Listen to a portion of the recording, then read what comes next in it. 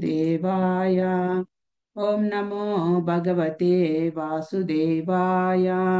ओम अज्ञानतिमिरान्धस्य ज्ञानाञ्जनशलाकया चक्षुरुन्मीलितं येन तस्मै श्रीगुरवे नमः। श्रीकृष्णचैतन्य प्रभो नित्यानन्द श्री अद्वैत गदाधर श्रीवासादि गौरभक्तवृन्द नमः। विष्णुपादाय कृष्णप्रेष्ठाय भूतले श्रीमते भक्तिवेदांत स्वामिनिति नामिने नमस्ते सारस्वती देवे गौरवाणी प्रचारिणे निर्विशेष शून्यवादी पाश्चात्य देशतारिणे नमः। विष्णुपादाय कृष्णप्रेष्ठाय भूतले श्रीमते जयपताक स्वामिनिति नामिने नमः। आचार्य पादाय निताय कृपप्रदायिनि गौरकथा दामदाय नगर ग्रामतारिणि जय श्री कृष्ण चैतन्य प्रभु नित्यानंद श्री अद्वैत गदाधर श्रीवासादि गौर भक्तवृंद। हरे कृष्णा कृष्ण कृष्ण हरे हरे हरे राम राम राम हरे हरे। हरे कृष्ण।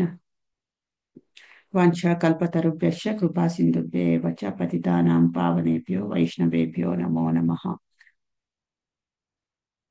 హరే కృష్ణ అండి। ఈరోజు మన భాగవతం అమల పురాణ భాగవతం చెప్పుకోబోతున్న శ్లోకం వచ్చి మొదటి స్కందము 17వ అధ్యాయము 35వ శ్లోకం।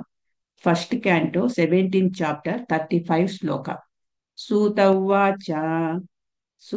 ఉవాచ పరీక్షిత్తైవ మాదిష్ట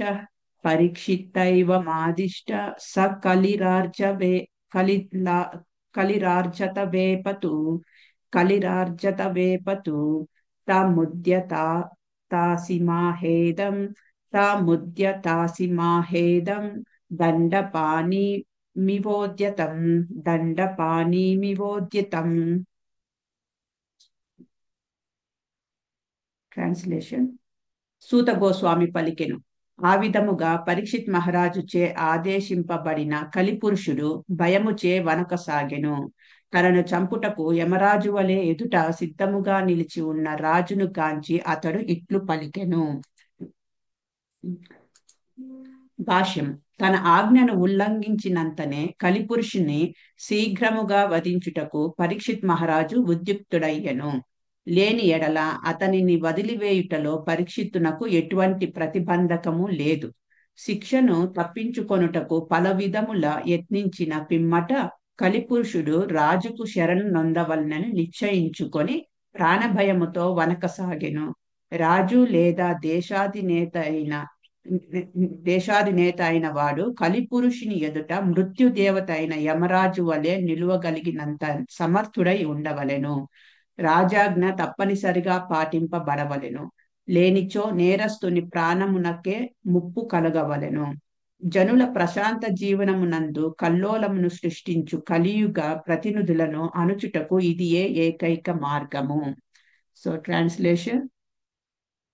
Sri Suta Goswami said, the personality of Kali, thus being ordered by Maharaj Parikshit, began to tremble in fear.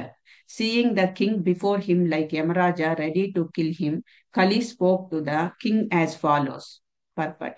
The king was ready to kill the personality of Kali at once, as soon as he disobeyed his order. Otherwise, the king had no objection to allowing him to prolong his life. The personality of Kali also, after attempting to get rid of the punishment in various ways, decided that he must surrender unto him. And thus he began to tremble in fear of his life. The king or the executive head must be so strong as to stand before the personality of Kali like the personality of death Yamaraja. The king's order must be obeyed.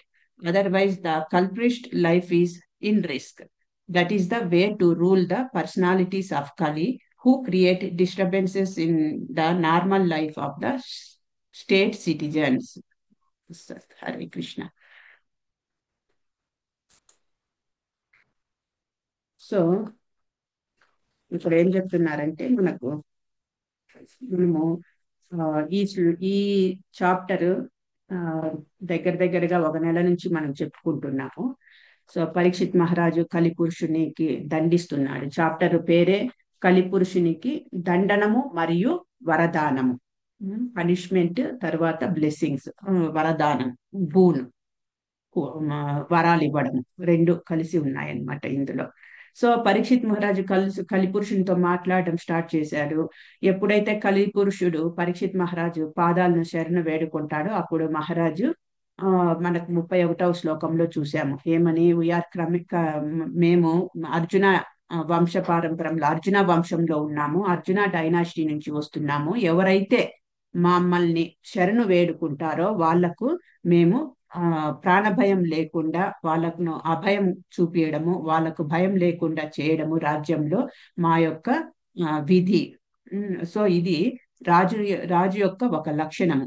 So మనము పోయిన శ్లోకాలలో కూడా చెప్పుకున్నాము ఏమని, రాజ్యంలో ఉన్న ప్రతి ఒక్క జీవికి ప్రజ ప్రజ అంటే రాజ్యంలో ఉన్న ప్రతి ఒక్క జీవి, అది మనిషి అనే కాదు, ఏ జీవి అయినా కూడా, జంతువు అయినా క్రిమి కీటకాలైనా ఏదైనా కూడా ఆ ఇబ్బంది లేకుండా ఆ రాజ్యంలో ఉన్న జీవులకు ప్రజలకు ఇబ్బంది లేకుండా చూసుకోవడమే రాజు యొక్క పని అన్నమాట.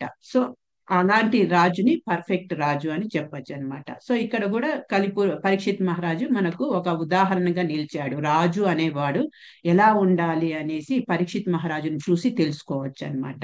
సో ఎప్పుడైతే కలిపురుషుడు నన్ను పనిష్ చేయొద్దు, నన్ను దండించొద్దు అని వేడుకుంటాడు, అప్పుడు రాజు పరీక్షిత్ మహారాజు వచ్చి కొంచెము దయ